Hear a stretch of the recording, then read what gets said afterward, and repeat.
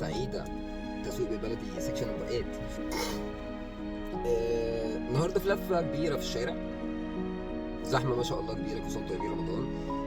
كل الهايبر ماركت، كل السوبر ماركت، كل محلات البقالة، كل العطارة، كل الناس مطلعة حاجة رمضان ما شاء الله، يعني زحمة زحمة. بس لفت نظري حاجة صغيرة قوي، مفيش جمعية حاطة ستيكر، مفيش جمعية حاطة لوجو، مفيش جمعية حاطة ستاند، مفيش مؤسسة بتقول أنا أهو. على فكرة الجمعيات الصغيرة ممكن تسيطر على الأرض أكتر من الجمعيات الكبيرة.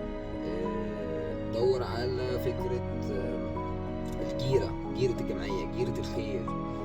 في رمضان الواعظ الديني بيبقى زايد، في رمضان زيارة الإفران بتبقى زايدة، محلات الفول والطعمية بتبقى زايدة، محلات الألبان بتبقى زايدة، المساجد، الكنائس، كل الأماكن دي بتبقى زحمة، كل الأماكن دي زحمة. اظهر فيها، حط نفسك فيها. التسويق مش ان انت تبقى قاعد على مكتب وعامل ميزانيه وبادجت وعامل تمويل وتتصل تقول اعملوا لي ديزاين كذا عشان عايز اعمل اعلان ممول كذا عشان عايز اعمل ماركتنج للجمعيه بتاعتي. الجمعيه بتاعتك لو ما كانتش على الارض ليها فاليو، والناس شايفه اللوجو بتاعك وشايفه الهويه بتاعتك على الارض وشايفه رجالتك على الارض وشايفه النشاط بتاعك على الارض، مش هيديك تبرع اصلا. لازم تخلق الثقافه بتاعت الثقه في التعامل. الثقه من التعامل دي بتيجي من العمل الدائم على الارض. يبقى انا ادور في الاريا اللي حواليا، المحيط اللي حواليا في رمضان، دور على فكره المقايضه دلوقتي مع الاماكن دي، دور على البقالات الكبيره، دور على المخابز الكبيره، دور على محلات الالبان الكبيره، دور على القهاوي الكبيره اللي في منطقتك، وتعامل معاه ان انت هتحط مثلا، احنا عندنا 100 طفل في المكان في الدايره دي، عايزين ندفع لهم مدارس وعايزين نجيب لهم لبس العيد مثلا. فعايزين من كل مكان الاماكن دي يشارك مع الجمعيه ان هو يحط لي حصاله لبس العيد، حصاله خير العيد، حصاله فكه العيد. هتلاقي الناس اللي قاعده بتحط لك جنيه، 2 جنيه، 5 جنيه، 200 جنيه، 1000 جنيه، وات ايفر ماشيه ازاي. ولكن في الاخر الفلوس هي اللي هتلاقيها جات لك من التبرع عشان تعمل مشروع حقيقي، والناس هتتابعه على الصفحه بتاعتك وعلى الاكونت بتاعك وعلى القناه بتاعتك وعلى تيك توك بتاعك وعلى المنصه الرسميه بتاعتك كجهات مسؤوله بقى. فانت اشتغل على الاماكن اللي حواليك، مش لازم بادجت، مش لازم ميزانيه، مش لازم ندور على سبونسر كبير قوي، لا. وانت لسه في البدايه ابتدي قبل رمضان دلوقتي، دور على الاماكن اللي حواليك، قول انا عايز اعمل حصاله الخير عشان بعد رمضان نعمل مثلا لبس العيد للناس، ندفع مدارس، ندفع غارم، ندفع غارمه، نعمل مشروع كويس، نعلم ست تخيط، نعالج حد من اولاد الدايره. يبقى انت كجمعيه عملت اثر ليه بصمه في المكان، يبقى هو ده الماركتنج اللي انت عملته اللي وصل للناس اسمك واداك البراند. مش لازم اعلانات بهاي بادجت، ومش لازم اعمل ايرنج في قنوات كبيره والكلام ده. بس التسويق سهل، مش فلوس اعلانات. التسويق ايديا وفكره وتعيش الناس معاك.